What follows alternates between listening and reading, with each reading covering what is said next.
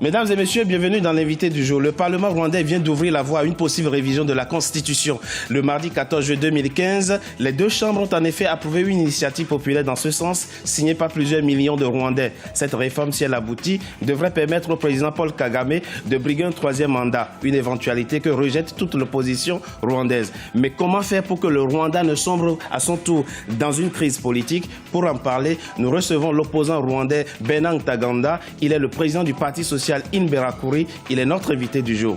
Monsieur Ntaganda, bienvenue et merci d'avoir accepté notre invitation.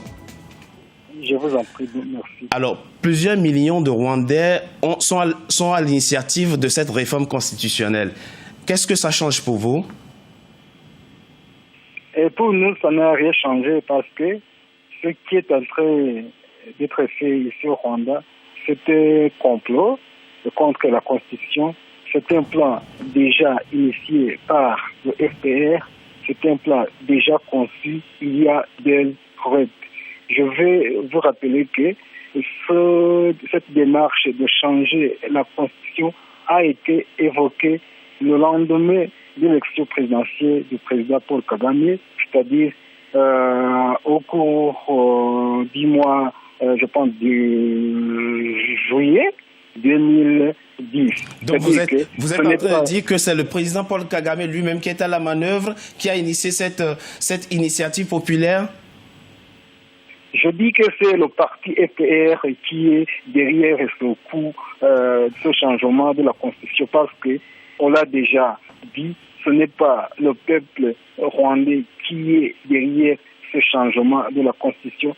C'était un coup déjà planifié, conçu par le FPR il y a des roulettes. Ok.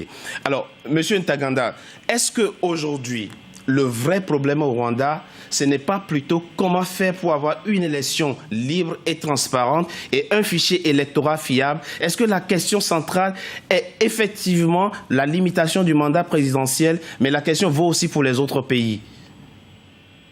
Oui, je pense que la question centrale, c'est de changer la Constitution.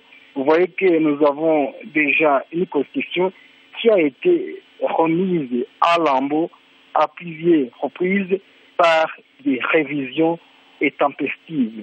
Pour le moment, si on parvient à changer la Constitution, on sera à la 5e révision de la Constitution.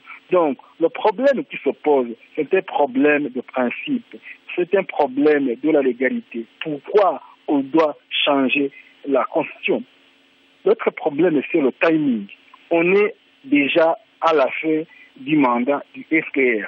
Et j'ai à vous préciser que cette fin du mandat du FPR, c'est-à-dire le deuxième mandat du FPR, ressemble à une triste fin du règne du FPR. Alors que le FPR continue, résiste à s'accrocher au pouvoir. C'est un problème. C'est un problème que les partis d'opposition rwandaises ne peuvent pas accepter que la Constitution soit changée pour une cause personnelle. Donc, la loi est impersonnelle et objective. Donc, Monsieur Ntaganda, on ne peut pas changer. D'accord. Monsieur Ntaganda, qu'est-ce qui vous oppose fondamentalement au président Paul Kagame? D'abord, c'est un problème de principe. Nous avons une constitution qui limite le mandat du président à 2 mandats.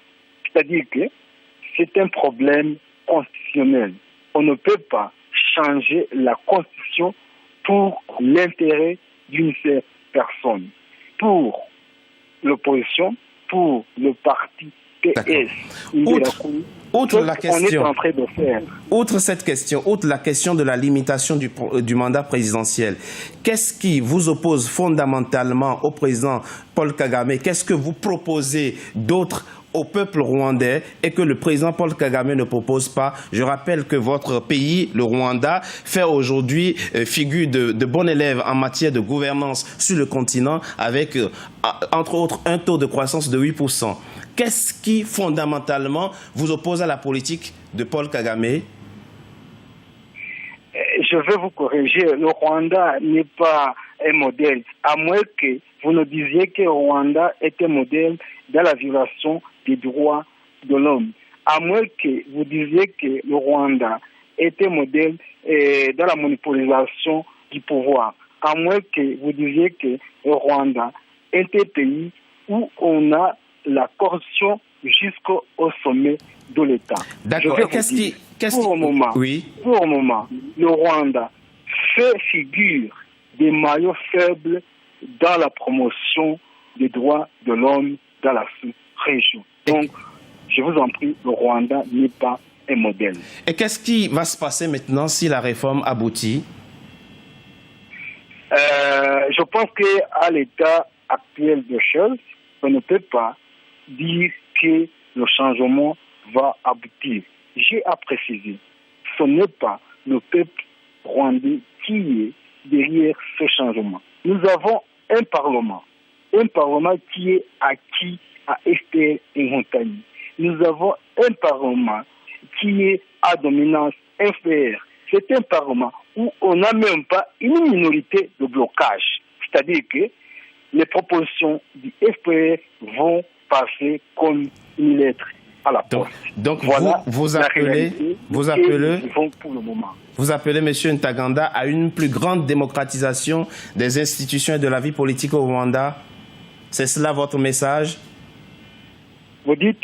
Vous appelez à une plus grande démocratisation des institutions et de la vie politique au Rwanda. C'est cela votre message? Oui, c'est ce que nous voulons dire dans notre message, c'est qu'au Rwanda, il doit y avoir l'espace politique, que tout le monde soit libre de donner ses opinions politiques. Maintenant, nous avons un système où le fait du prince est érigé en mode de gouvernance. Merci. Nous avons un système où l'espace politique est monopolisé. Voilà le problème. Merci. Ici au Rwanda. Merci, M. Ntaganda, d'avoir été notre invité du jour. Mesdames et messieurs, c'était l'invité du jour. Merci d'avoir été à notre compagnie. Restez sur Africa 24 pour la suite de nos programmes.